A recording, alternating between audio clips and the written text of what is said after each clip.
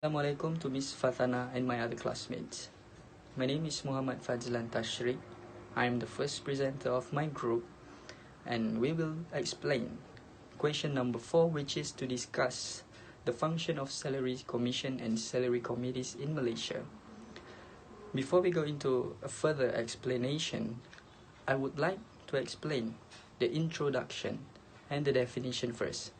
So for salary means certain amount of money given for someone for the work that they employed to do, based on monthly or annually. It is different with the definition of wage. For wage, it means payment based on contract, hour, daily or piecework basis. For example, if you work in a cap factory, you will be paid based on number of cap you produce or make that day. Next, I will explain the salary commissions and salary committees. It is appointed by federal government to review salaries and other term and conditions of service in public sector and to make suggestions regarding those matters.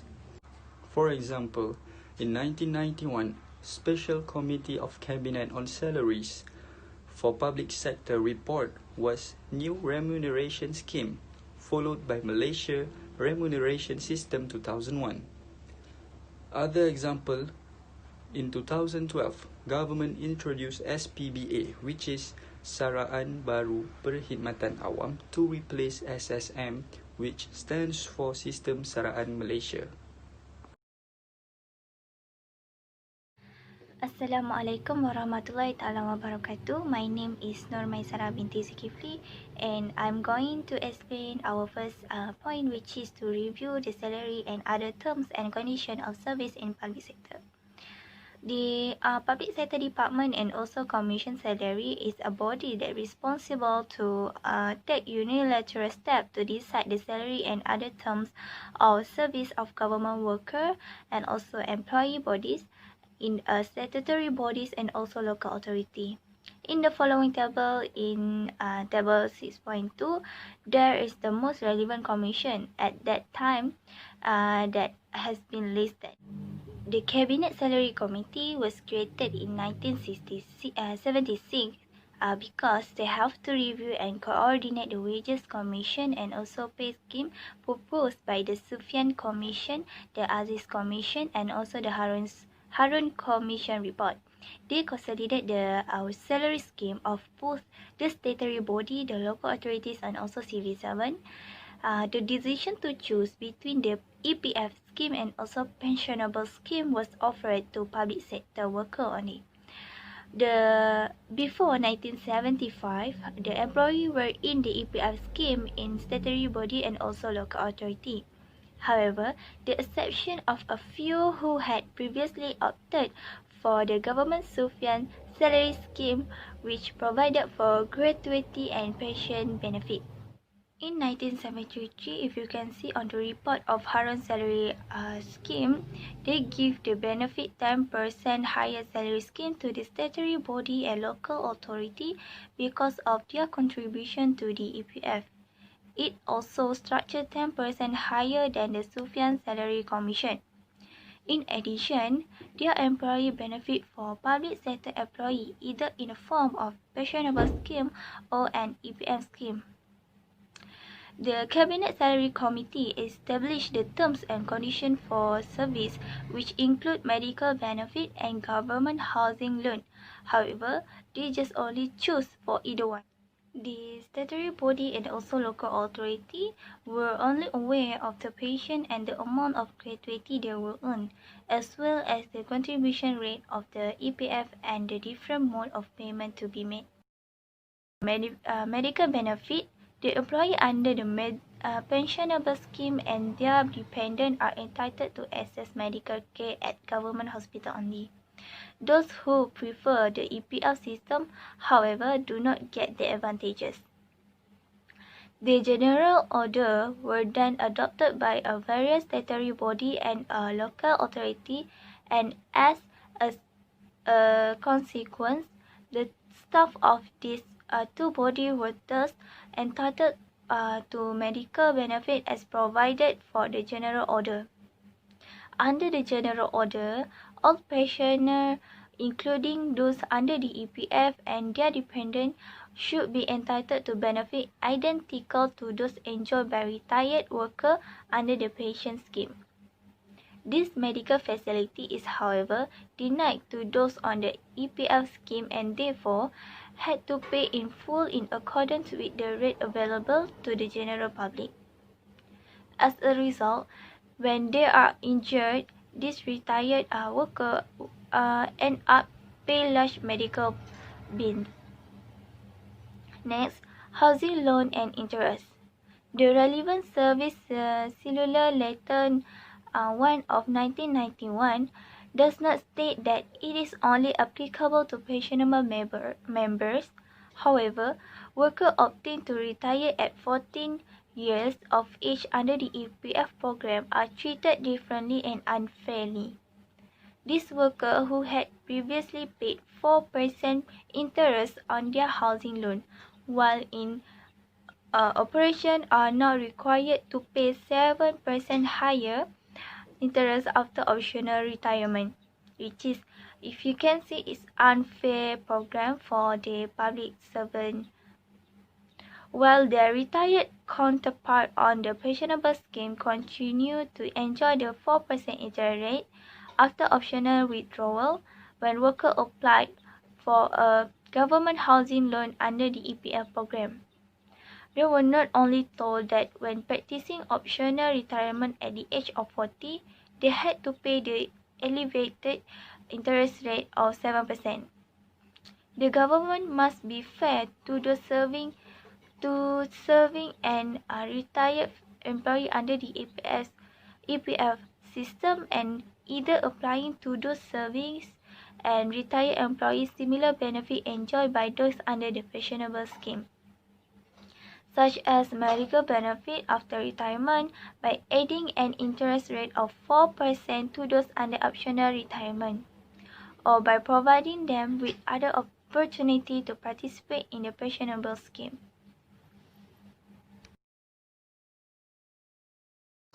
Assalamualaikum, my name is Siti Aisyah Alisa and I'm going to present the second function of Salaries Commission and Salaries Committees. Okay, so the second function of Salaries Commission and Salaries Committees is to make recommendations on matters regarding salaries and other terms and conditions service in public sector. Okay, as we know, employees are paid for salaries according to the functions of their position. The salary amount depends on factors such as qualifications of the employees, their experience, and their competence and aptitude. However, the amount can be improvised to increase or decrease. For example, through a service circular provided by the government. As for the public sector, the recommendations or improvisations will be done through a new policy and thus will be distributed by a service circular. So, I will explain briefly two examples of service circular that made improvements on salaries. Okay, the first example is Service Circular number 36 of year 2013. This service circular started its enforcement on 1st November 2013 under Malaysian remuneration system, which meant to improve the structure of minimum to maximum salary schedule for grade 1 to grade 54. This is to ensure payrolls are according to the principle of pay equity and equal qualification. Firstly, the structure of minimum maximum salary schedule from grade 1 to grade 40, which is the kumpulan pelaksana, and grade 41 to grade 54, which is the kumpulan pengurusan and professional, were improved in terms of pay equity and equal qualification, where civil servants should be paid according to their workload and their qualifications. For example, different grades of civil servants, they have different amount of salary because they have a different job scope. Furthermore, in the service circular also stated that the maximum salary level was increased to 2 annual salary increment or KGT in order to enable officers to enjoy annual salary motion, which is pergerakan gaji tahunan. This improvement also involved the presence of new code salaries such as DUF code for pharmacy lecturers and etc. Okay, an officer is entitled for this improvement if he is under the Malaysian remuneration system with either permanent, temporary or contract service. Other than that, an officer whose death on or after 1st November also entitled for this improvement. You can refer to the slide to see the schedule for the improvement. Okay, for the second example is Service Circular number 22 for year 2009. The second example of Service Circular made by Salaries Commission and Salaries Committees is the allowance for foreign language. This service circular was meant to fulfill government's policy in giving allowances to civil servants who uses their language skills when serving outstation or when being an administrator. Before, Service Circular number 1 for year 1991 has allocated allowances for Japanese language. After that, there was the newer Service Circular number 30 for year 2007, which allocated allowances for foreign language that cover national language of the United Nations, except English language. This allocation was intended for civil servants who uses their expertise in foreign language for trading and for international relation purposes. Okay, under this service circular, an officer is entitled for the allowance if he serves outstation and uses foreign language when on duty, or if he serves in Malaysia but is being instructed for diplomatic affairs or international relation. There are a few conditions for the entitlement of this allowance. Firstly, the foreign language must be Arabic, Japanese, Mandarin, French, Russian, Spanish, or national language of the represented country, except Brunei, Indonesia, and Singapore. Other than that, the respected officer must provide his certificate to validate his skills in foreign language as a proof.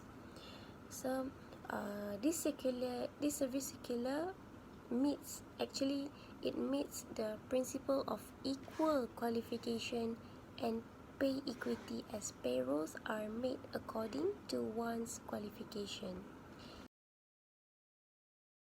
Assalamualaikum. My name is Nurul Faradiana. So now I will explain the remuneration system in Malaysia. Okay, so remuneration is a payment for services, job or benefit earned. This covers a regular salary and any bonuses received during work by an employee of executive. Remuneration also refers to an employee net pay, which include not only the base salary of the employee but dividend, bonuses, spending account and other type of compensation. The minimum wage is the lowest remuneration that an employee should be lawfully given by an employer. The amount of salary salary must be greater than the amount enforced by federal law. Okay, so remuneration system in Malaysia. The Malaysian system of remuneration is the pay structure and term of service of officers of legislative body as modified by the federal government effective as from 1st November 2002. Remuneration system in Malaysia is managed by Public Service Department. The Director of Remuneration Division is Dato' Awang Alid bin Jeman. The main function is to implement the recommendation of Salary Committee once accepted by government. The objective of Remuneration Division is ensuring a scheme of remuneration that can attract, improve and retain public sector workers while ensuring a harmonious relation between employees and employer.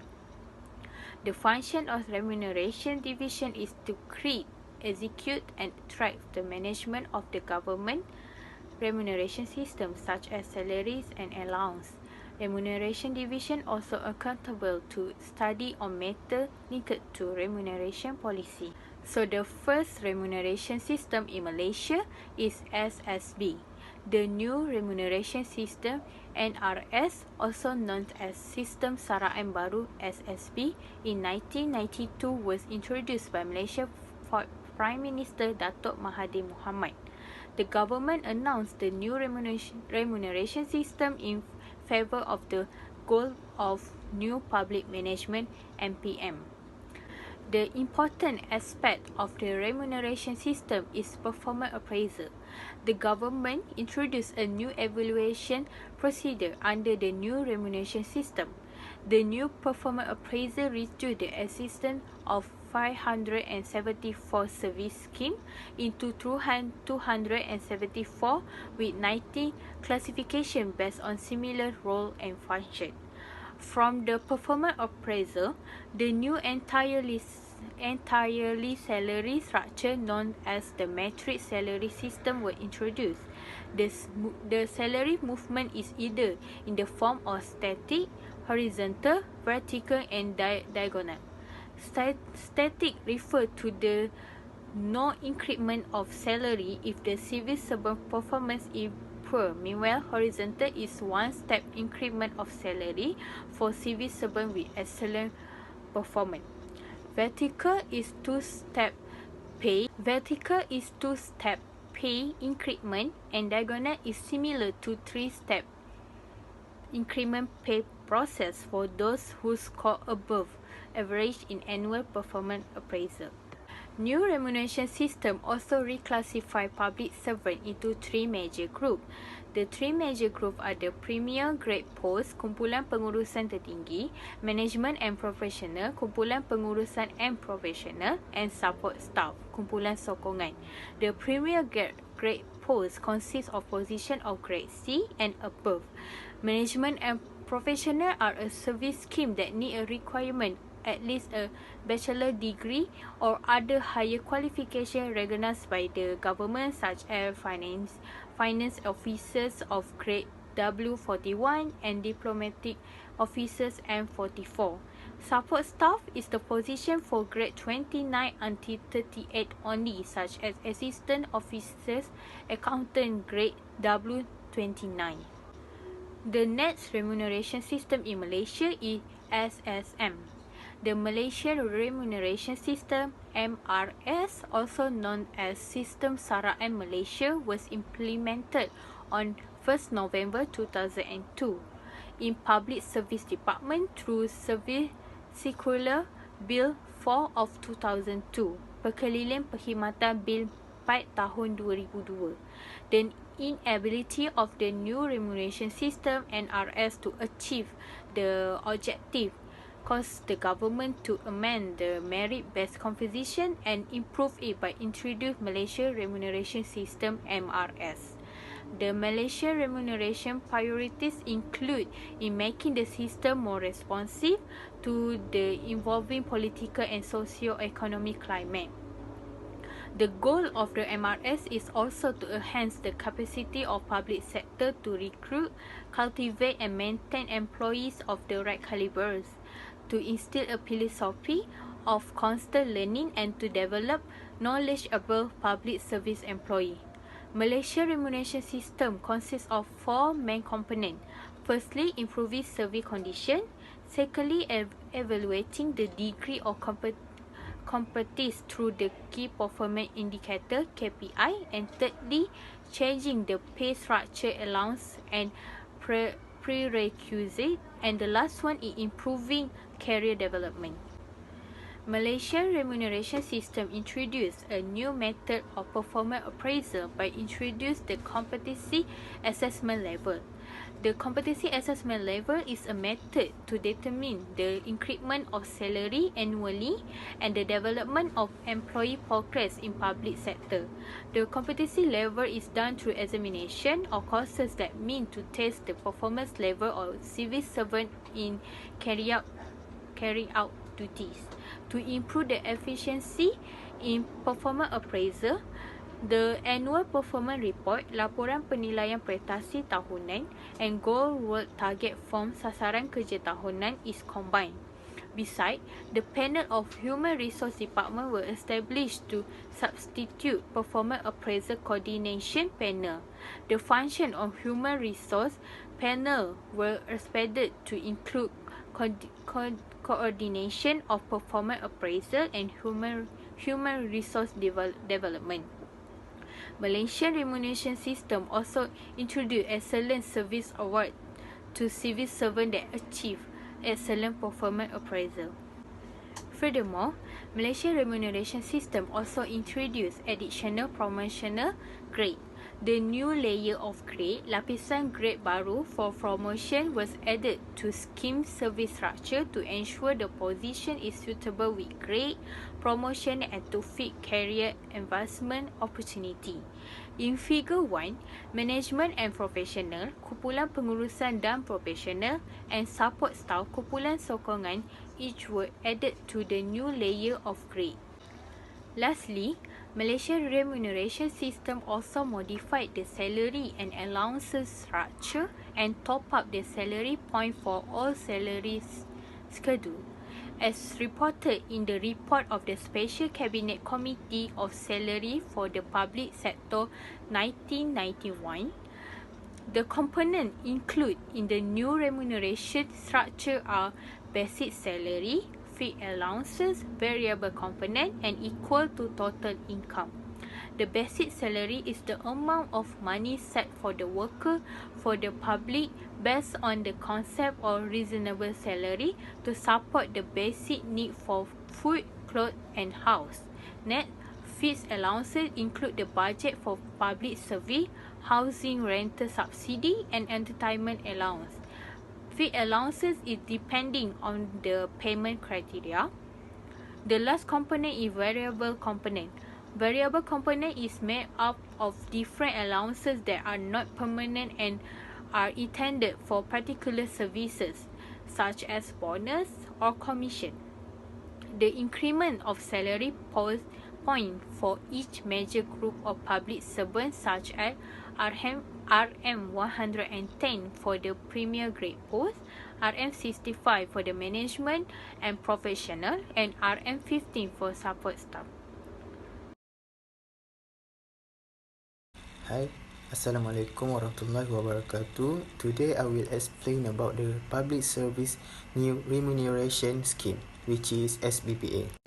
So SBPA was presented on 1st January 2012, which is compensation upgrades and changes for the distinctive public health grades, which is from 7% become to 13%.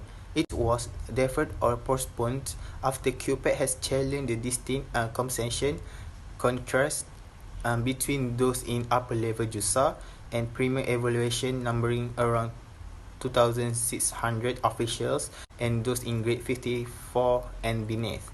QPAD has announced 5 demands, namely reviewing the principle. So after announcing this SBPA, QPAD has announced 5 demands, namely reviewing the principle of first, salaries of civil servant grade 54 and below.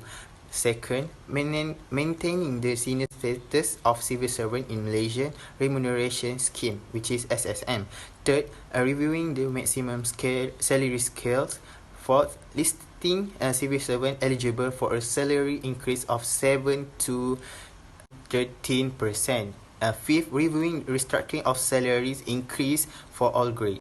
Next is following protests by most civil servants and QPADs themselves, the government decided to postpone the implementation of SBPA. The Minister of Finance announced the salary adjustment of 30% for the management and professional group and the implementing group from grades 1 to grade 54 for the primary grades, CBA, which is 9%, staff grade 3 and 2, 8%, and grade 1 staff an increased rate of RM 80 to 322. So in conclusion, some financial salary committees and salaries commission in Malaysia, including Salaries and IOTNC of serving in public sector, the review would show that the public sector department and the Salaries Commission, which has been appointed at different times, take unilateral measures to determine wages and other conditions of service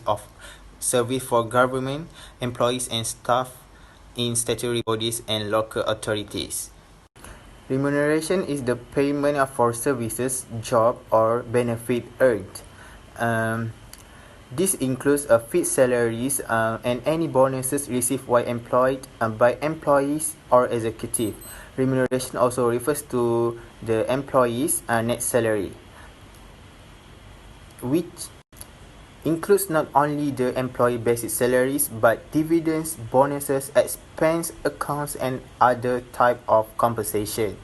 Besides, there is three-system remuneration, which was initially started with SSB, SSM, and SBPA, but the government decided not to implement the new public service remuneration scheme, which is SBPA. The cancellation of the SBPA acknowledged the dissatisfaction of civil servants. They are not satisfied with the term or condition offered by SBPA, especially when the top management group will receive a 100% salary increase compared to the 7% salary increase to 13% for managers and support groups.